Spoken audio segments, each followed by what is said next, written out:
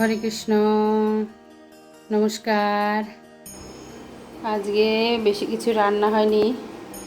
আজকে রান্না এখন হাসপাতালে গেছিলাম, আমার শরীরটা একটু ভালো না।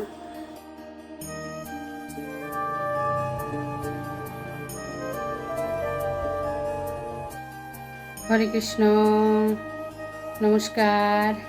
আশা করি আপনারা সকলেই ভালো আছেন। লাইফ অ্যারাউন্ড কৃষ্ণ আরেকটি ব্লগে আপনাদের সকলকে স্বাগত। আজ মঙ্গলবার।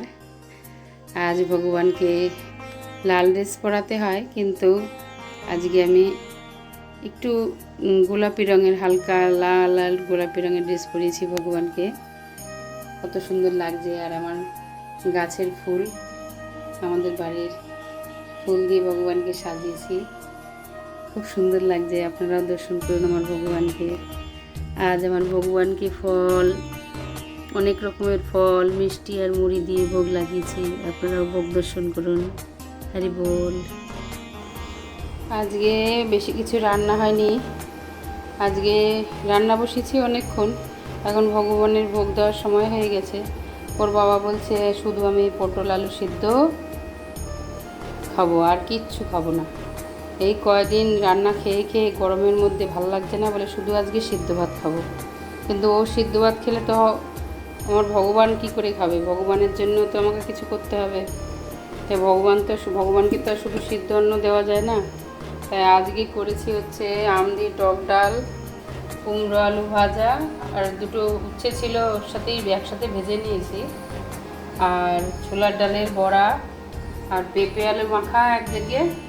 আবার ছোটো মেয়েটা আবার পেঁপে না, পটল আলু সিদ্ধ করেছি। আলু আলাদা মেখেছি আর পটল আলাদা মেখেছি। ছোটোটা আবার ওই পটল সিদ্ধ খাবে না, এক একজনের এক এক বায়না। আর আমের টক করেছি, মানে আমের টক ডাল, কুমড়ো আলু ভাজা, বড়া ভাজা, আর পটল আলু সিদ্ধ, এই করেছি আজকে। ভগবানকে এখন ভোগ লাগাবো। হরে কৃষ্ণ। এখন তো আমার দুপুরের ভোগ দেওয়া হয়ে গেছে, ভগবান এখন বিশ্রাম করবে। এখন ভগবানকে ভোগ লাগানো হয়ে গেছে।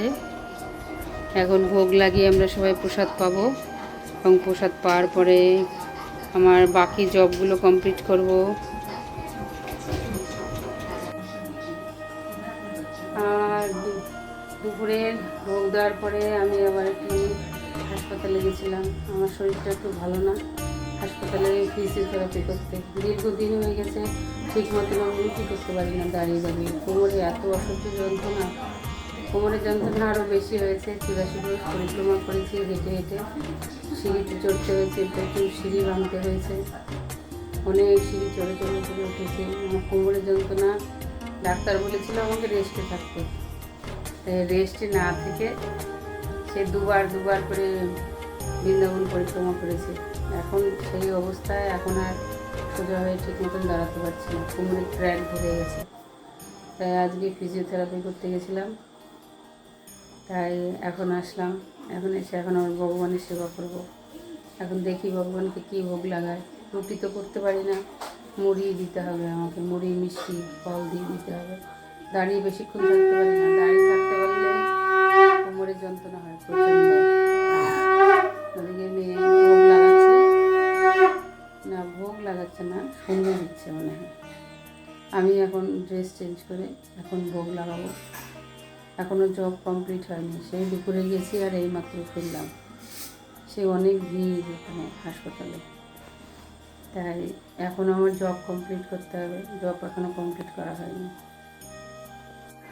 আজকে অনেক টাইম লাগলো জব কমপ্লিট করতে, কেননা সারাদিন বাড়ি ছিলাম না, আর সবার মাঝখানে জব করাও যায় না। তাই এখন আমার রাতের সেবা হয়ে গেছে।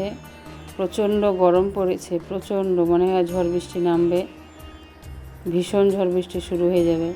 তাই আমার ভগবানকে এখন শয়ন দিয়ে দেবো। ড্রেস পাল্টে গা মুছিয়ে ভগবানকে বিশ্রাম করবে ভগবান এখন। আবার কালকে দেখা হবে, আপনাদের আর একটা নতুন ভিডিও নিয়ে আসবো। ততক্ষণ আপনারা ভালো থাকবেন, সুস্থ থাকবেন। হরি বল। হরে কৃষ্ণ। রাধে রাধে।